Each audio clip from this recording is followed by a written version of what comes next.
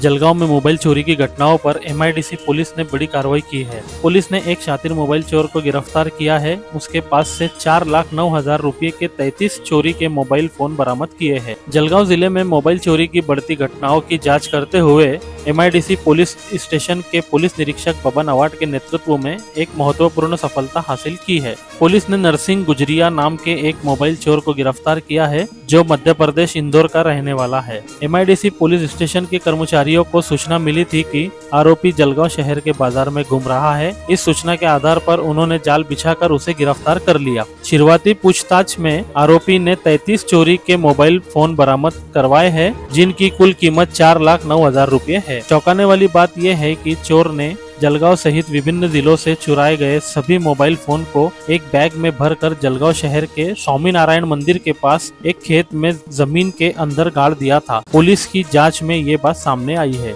MIDC police की इस कार्रवाई से मोबाइल चोरी की घटनाओं पर लगाम लगने की उम्मीद है। Zaki Ahmed, Khandesh time news, Jalgaon.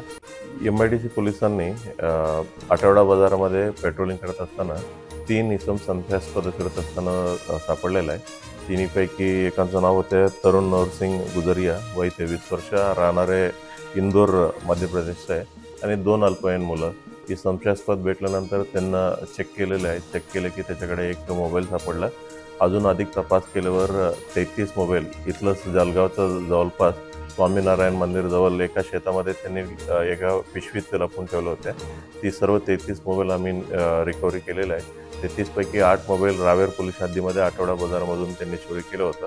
त्यांना रावेर पोलीस स्टेशनला देण्यात आलेलं आहे। उरलेलं 25 मोबाईल नेमका कोणाकडचं आहे हे सिम कार्ड नसल्यामुळे माहिती नाही पडलं।